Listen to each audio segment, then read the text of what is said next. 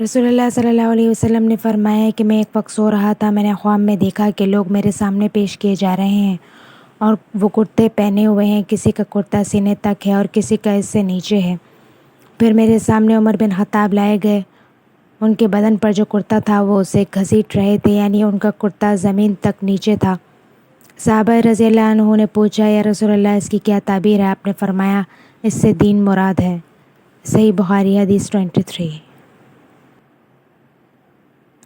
رسول اللہ صلی اللہ علیہ وسلم نے چند لوگوں کو کچھ عطیہ دیا اور ساتھ وہاں موجود تھے۔ وہ کہتے ہیں کہ رسول اللہ صلی اللہ علیہ وسلم نے ان میں سے ایک شخص کو کچھ نہ دیا، حالانکہ وہ ان میں مجھے سب سے زیادہ پسند تھا۔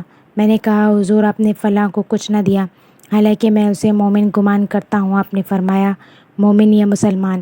میں تھوڑی دیر چپ رہ کر پہلی بات دہرانے لگا۔ حضور صلی اللہ علیہ وسلم نے بھی دوبارہ وہی جواب دیا۔ پھر آپ صلی اللہ علیہ وسلم نے فرمایا کہ اے سعد، باوجود یہ کہ ایک شخص مجھے زیادہ عزیز ہے، پھر بھی میں اسے نظر انداز کر کے کسی دوسرے کو اس خوف کی وجہ سے یہ مال دے دیتا ہوں کہ وہ اپنی کمزوری کی وجہ سے اسلام سے پھر نہ جائے اور اللہ اسے آگ میں اوندھا ڈال دے۔ صحیح بخاری حدیث 27۔ ایک آدمی نے رسول اللہ صلی اللہ علیہ وسلم سے پوچھا، کون سا اسلام بہتر ہے؟ آپ صلی اللہ علیہ وسلم نے فرمایا کہ تو کھانا کھلائے اور ہر شخص کو سلام کرے، خواہ اس کو جانتا ہو یا نہ جانتا ہو۔ صحیح بخاری حدیث 28۔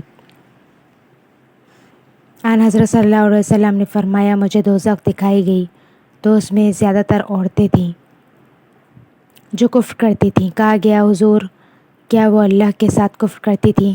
آپ صلی اللہ علیہ وسلم نے فرمایا کہ خاوند کی ناشکری کرتی ہیں اور احسان کی ناشکری کرتی ہیں۔ اگر تم عمر بھر ان میں سے کسی کے ساتھ احسان کرتے رہو، پھر تمہاری طرف سے کبھی کوئی ان کے خیال میں ناگواری کی بات ہو جائے تو فوراً کہہ اٹھے گی کہ میں نے کبھی بھی تجھ سے کوئی بھلائی نہیں دیکھی۔ صحیح بخاری حدیث 29۔ عبد الرحمن بن مبارک نے بیان کیا کہ میں اس شخص حضرت علی رضی اللہ عنہ کی مدد کرنے کو چلا، راستے میں مجھ کو ابو بکر ملے۔ پوچھا، کہاں جاتے ہو؟ میں نے کہا، اس شخص حضرت علی رضی اللہ عنہ کی مدد کرنے کو جاتا ہوں۔ ابو بکر نے کہا، اپنے گھر کو لوٹ جاؤ، میں نے حضور صلی اللہ علیہ وسلم سے سنا ہے آپ فرماتے تھے کہ جب دو مسلمان اپنی اپنی تلواریں لے کر بھڑ جائیں تو قاتل اور مقتول دونوں جہنمی ہیں۔ میں نے عرض کیا، یا رسول اللہ، قاتل تو خیر ضرور دوزخی ہونا چاہیے، مقتول کیوں؟ فرمایا، وہ بھی اپنے ساتھی کو مار ڈالنے کی حرص رکھتا تھا، موقع پاتا تو وہ اسے ضرور قتل کر دیتا، دل کے عزم صمیم پر وہی دوزخی ہوا۔ صحیح بخاری حدیث 30۔ سلمان بن حرب نے بیان کیا، میں ابو ذر سے ربضہ میں ملا، وہ ایک جوڑا پہنے ہوئے تھے، ان کا غلام بھی جوڑا پہنے ہوئے تھا۔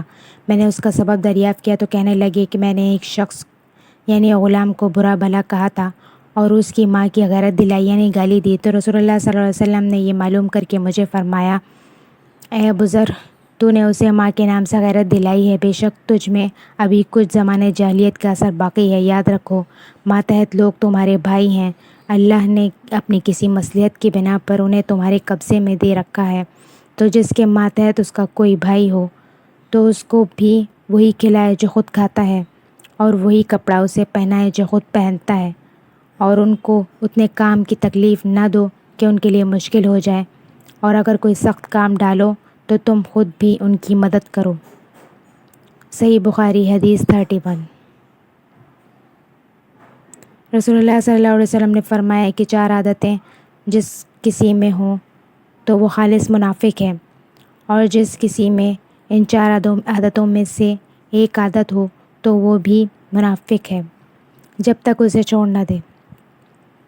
وہ یہ ہے کہ جب اسے امین بنایا جائے تو امانت میں خیانت کرے اور بات کرتے وقت جھوٹ بولے، اور جب کسی سے عہد کرے تو اسے پورا نہ کرے، اور جب کسی سے لڑے تو گالیوں پر اتر آئے۔ صحیح بخاری حدیث 34۔ رسول اللہ صلی اللہ علیہ وسلم نے فرمایا، جو شخص شب قدر ایمان کے ساتھ محض ثواب آخرت کے لیے ذکر و عبادت میں گزارے، اس کے گزشتہ گناہ بخش دیے جائیں گے۔ صحیح بخاری حدیث 35۔ آپ صلی اللہ علیہ وسلم نے فرمایا، جو شخص اللہ کی راہ میں جہاد کے لیے نکلا، اللہ اس کا ضامن ہو گیا۔ اللہ تعالیٰ فرماتا ہے، اس کو میری ذات پر یقین اور میرے پیغمبروں کی تصدیق نے اس سرفروشی کے لیے گھر سے نکالا میں اس بات کا ضامن ہوں کہ یا تو اس کو واپس کر دوں ثواب اور مال غنیمت کے ساتھ، یا شہید ہونے کے بعد جنت میں داخل کر دوں۔ رسول اللہ صلی اللہ علیہ وسلم نے فرمایا، اگر میں اپنی امت پر اس کام کو دشوار نہ سمجھتا تو لشکر کا ساتھ نہ چھوڑتا، اور میری خواہش ہے کہ اللہ کی راہ میں مارا جاؤں، پھر زندہ کیا جاؤں، پھر مارا جاؤں، پھر زندہ کیا جاؤں، پھر مارا جاؤں۔ صحیح بخاری حدیث 36۔ آن حضرت صلی اللہ علیہ وسلم نے فرمایا، بے شک دین آسان ہے، اور جو شخص دین میں سختی اختیار کرے تو دین اس پر غالب آ جائے گا اور اس کی سختی نہ چل سکے گی۔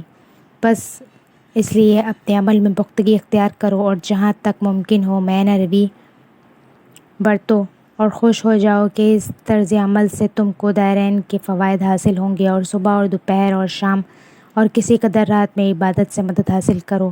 نماز 5 وقتہ بھی مراد ہو سکتی ہے کہ پابندی سے ادا کرو۔ صحیح بخاری حدیث 39۔